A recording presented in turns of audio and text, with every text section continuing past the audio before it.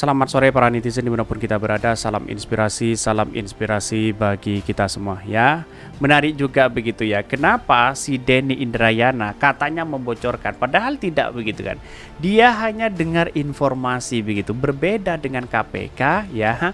Lalu kemudian membocorkan di situ dokumen itu begitu. Ini beda tanggapan ya tanggapan Mahfud MD dalam kebocoran dokumen Firly Bahuri dan Denny Indrayana. Tebang pilih begitu. Bisa saja seperti itu begitu ya.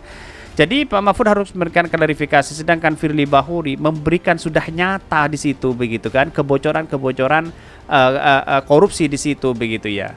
Tetapi hari ini kalau Indrayana mendapatkan informasi bukan bocoran begitu kan, jangan salah begitu ya. Jadi artinya apa? Artinya orang-orang yang kemudian memberikan informasi itu mungkin sangat kredibel sekali dan bisa dipercaya begitu ya. Jadi kalau seumpama kepolisian ya, teman-teman kepolisian misalnya ingin memeriksa Denny Indrayana, mungkin kita lihat saja bagaimana narasinya begitu ya. Tetapi mari kita baca terlebih dahulu komentar-komentar netizen seperti ini. Ini komentar-komentar netizen ya. Beda tanggapan Mahfud MD dalam kebocoran dokumen Firly Bahuri dan Denny Indrayana. Tebang pilih ya. Ini ada yang mengatakan seperti itu begitu. Tanda tanya begitu. Ya iyalah, posisi menteri buat rengamainin pemerintah, bukan buat bela rakyat. Jelas ya, rakyat nggak perlu risau dengan kasus Denny. Dan bukan begitu Pak Mahfud ya. Makanya rakyat berharap begitu rezim sambungan ini kiok di 2024, Anies harus bersih-bersih mana yang dicopot, mana yang perlu dipenjarakan. Ya dipenjarakan sesuai pelanggaran hukum yang dilanggarnya. Bisa saja seperti itu begitu. Begitulah orang-orang jika sudah masuk dalam sistem ya sudah nggak benar lagi. Ini kritikan luar biasa dan harus kita dengarkan begitu ya. Ketika sekarang banyak masyarakat mengkritik pemerintah, lalu kemudian pemerintahnya baper di situ begitu. Ujung-ujungnya banyak yang melaporkan itu begitu. Bahkan ini namanya aja semaput ya. Apa ini maksudnya ya? Karena dia ingin berkuasa lagi. Judulnya ada udang di balik dolar.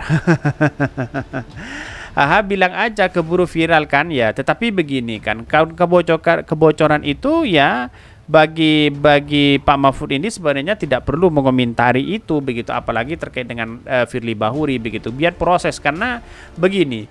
Karena di KPK itu kan ada pengawas begitu ya. Terus kemudian ada penasehat, pengawas dan sebagainya begitu kan. Kalau Menko Polhukam lalu kemudian ranahnya memang ada kaitannya dengan MK dan sebagainya, dengan pihak kepolisian dan sebagainya, begitu wajar begitu ya. Tetapi kan ini kan seolah-olah kalau memang Pak Mahfud kita ratakan semua dengan basis misalnya keadilan, ya Pak Mahfud harus katakan semuanya seperti itu begitu ya. Banyak muncul masyarakat yang masih belum paham terkait dengan kondisi KPK, terkait dengan kondisi MK dan sebagainya begitu. Bahkan ya sudah pasti beda ya. Bahkan ini ada Firly orang dalam Jokowi, sedangkan Denny ini bukan siapa-siapa bagi Pak Mahfud. Pak Mahfud ini banyak sekali ya kritikan dari netizen begitu ya. Ini takut sama teman-teman sejawat, ini tergantung ya kepentingannya. Lah ini berbicara tentang kepentingan, semua kan punya orang ya, punya hak dan punya kepentingan masing-masing begitu. Tetapi kita lihat saja begitu. Inilah demokrasi kita. Sebenarnya kita harus bersyukur kepada Pak Mahfud bisa membongkar ini semua begitu. Artinya apa? No viral, no justice begitu ya. Artinya apa yang disampaikan oleh Denny Indrayana itu kan tidak ada kaitannya untuk membocor begitu kan. Ini ada kaitannya dapat informasi begitu ya. Informasi itu kan bisa saja salah, bisa tidak begitu. Kalau memang apa yang disampaikan Denny itu tidak benar, ngapain kita harus tanggapi begitu kan? Kan begitu logikanya begitu. Artinya apa? Artinya KPK tidak perlu menanggapi ini semua begitu kan?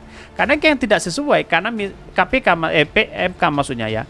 MK mengapain kita harus menanggapi itu kalau memang tidak sesuai dengan kenyataan? Kan begitu logikanya begitu. Jadi sekarang itu agak aneh begitu. Kalau memang dia benar, kenapa harus panik kan begitu kan?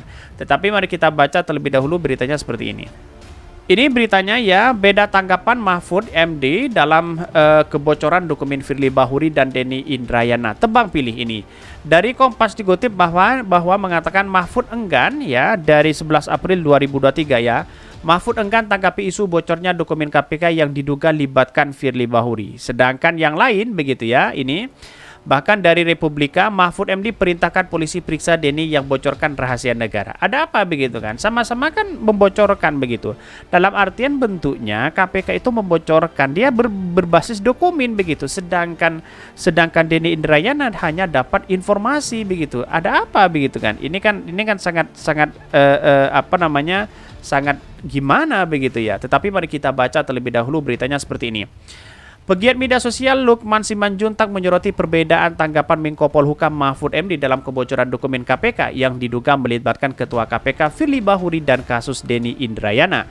Melalui akun Twitternya, Lukman mengunggah dua berita berjudul Mahfud enggan tanggapi isu bocornya dokumen KPK yang diduga libatkan Firly Bahuri, dan Mahfud MD perintahkan polisi periksa Denny yang bocorkan rahasia negara. Ada apa begitu kan ya? Tetapi ini kan sangat menarik begitu kan. Ada orang-orang yang kemudian panik di situ begitu. Kalau memang dia benar ya, lalu kemudian proporsional terbuka menjadi tertutup, bisa saja apa analisis yang disampaikan dan informasi yang disampaikan oleh Denny Indrayana itu betul begitu kan. Tetapi saya rasa memungkinkan sekali begitu ada sesuatu kepentingan yang luar biasa di situ begitu ya. Kenapa kok panik begitu? Kalau tidak kenyataan, kenapa kok panik begitu ya? Lebih lanjut, menurutnya jika Denny dianggap membocorkan rahasia negara, maka Mahkamah Konstitusi MK sepertinya akan memutuskan sistem proporsional tertutup atau coblos partai digunakan di pemilu 2024. Betul begitu. Aspirasi dari 8 partai saja kalah dengan satu partai PDIP. Siapa sebenarnya yang berkuasa begitu? Jangan-jangan PDIP mengusung Pak Ganjar dengan satu catatan ya, tanpa koalisi dengan siapapun bisa saja menang kalau berkuasa itu akan ada sesuatu yang dimainkan begitu ya. Bahkan ini disebutkan lebih lanjut, menurutnya jika Denny dianggap membocorkan rahasia negara, maka Mahkamah MK ya sepertinya akan memutuskan sistem proporsional tertutup. BTW juga Denny dianggap bocorkan rahasia negara, artinya beneran dong MK mau memutuskan agar sistem proporsional tertutup digunakan. Bahkan sebelumnya Mahfud MD meminta aparat kepolisian memeriksa Denny Indrayana yang mengaku mendapatkan informasi ya Hakim MK akan mengembalikan sistem pemilu legislatif ke sistem proporsional tertutup begitu ya. Jadi saya rasa proporsional tertutup itu bisa saja menikmati orang-orang mereka begitu kan. Bisa saja anaknya PKI masuk di situ, bisa saja orang-orang yang korupsi masuk di situ begitu kan. Bisa saja mantan-mantan korupsi, bisa saja, karena tidak tahu ya, sebagai masyarakat kecil ya, saya ingin pilih yang bisa mewakili rakyat, tapi tahu-taunya kalah begitu kan. Masa harus mencoblos nomor 1 2 3 4 5 tidak tahu namanya begitu kan. Ya inilah kalau keterbukaan, ada transparansi di situ begitu ya. Biar jelas ini semua begitu ya. Mahfud MD melalui akun Twitternya, Mahfud menanggapi pernyataan ex Wakil Menteri Hukum dan Hak Asasi Manusia Waminkumham tersebut yang mengaku mendapatkan informasi mengenai putusan MK dan proporsi 6 hakim ya setuju dan 3 hakim ya ini yang 3 hakim menolak. Adapun proporsional tertutup digugat oleh kader PDIP ke MK. Bahkan ya dia mengatakan ya info dari Denny ini juga jadi presiden buruk ya. Bisa dikategorikan pembocoran rahasia negara. Polisi harus selidiki info A1 yang katanya menjadi sumber Denny agar tidak jadi spekulasi yang mengandung fitnah, kata Pak Mahfud dikutip Republika. Mahfud mengingatkan putusan MK sedianya tidak boleh dibocorkan sebelum dibacakan. Dia menegaskan putusan MK tersebut menjadi rahasia ketat sebelum dibacakan. Putusan MK itu menjadi rahasia ketat sebelum dibacakan, tapi harus terbuka ya luas setelah diputuskan dengan pengetokan palu vonis di sidang resmi dan terbuka.